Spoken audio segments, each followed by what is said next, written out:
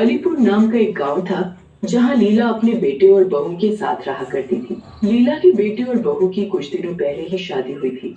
लीला के बेटे का नाम चंपक और बहू का नाम जूही था। जूही शहर की रहने वाली एक पढ़ी लिखी लड़की थी, इसलिए जूही और लीला में आए दिन जरा जरा सी बातों को लेकर बहसबाजी होती रहती थी। अगले दिन लीला अपनी बहू जूही से बोलती है, अरे बहू, मैं तो भूल ही गई थी कि आज सोमवार है। जा, जल्दी से एक कटोरी में थोड़ा सा नमक डाल के दे दे। नमक?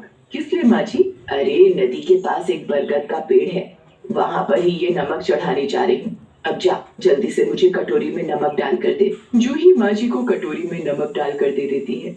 माँ जी के जाने की कुछ ही देर बाद वहाँ चंपक आता है। मैं बस ये कह रही थी कि ये माँ जी हर सोमवार को कटोरी में नमक लेकर पेड़ के नीचे चढ़ाने क्यों जाती हैं? आखिर ऐसा क्या है उस पेड़ में?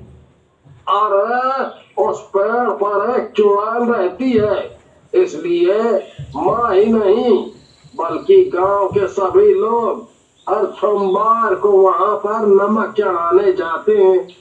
और अगर कोई गांव वाला गलती से उस पेड़ के नीचे नमक चढ़ाना भूल जाए तो वो चुड़ैल उस गांव वाले के शरीर में प्रवेश कर जाती है और एक एक करके अपने परिवार के सभी लोगों को बहुत बुरी तरह से मार डालती है।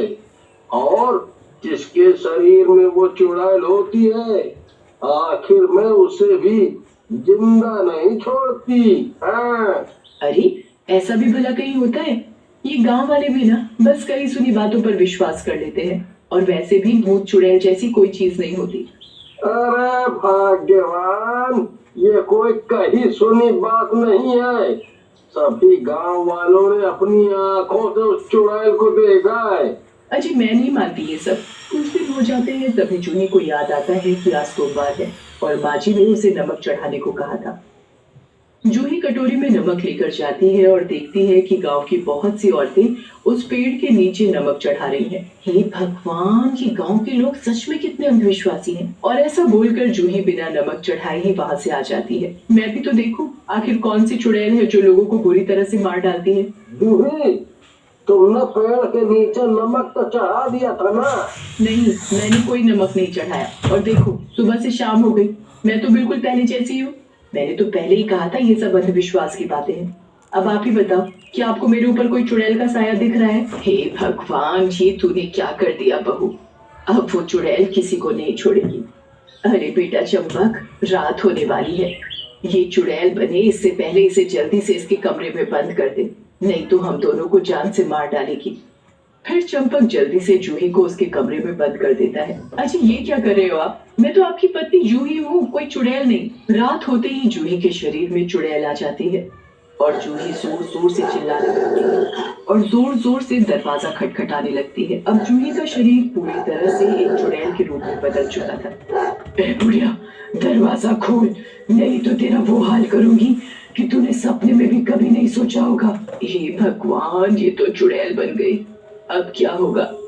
अरे चंपक, तेरी बहू खुद तो मरेगी, साथ में हम दोनों को भी मार डालेगी। अब खड़ा खड़ा क्या देख रहा है? जा, जल्दी से जाकर पहाड़ी वाले तांत्रिक बाबा को बुला कर ला। चंपक जल्दी से तांत्रिक बाबा को वहाँ बुला लाता है। चुड़ैल, इस बेचारी का शरीर छोड़ दे। आखिर इसने क्या बिगाड़ा है तेरा? तो तू इसके शरीर में आई है। अगर तूने इसका शरीर नहीं छोड़ा तो मैं तुझे अभी के अभी भस्म कर दूंगा।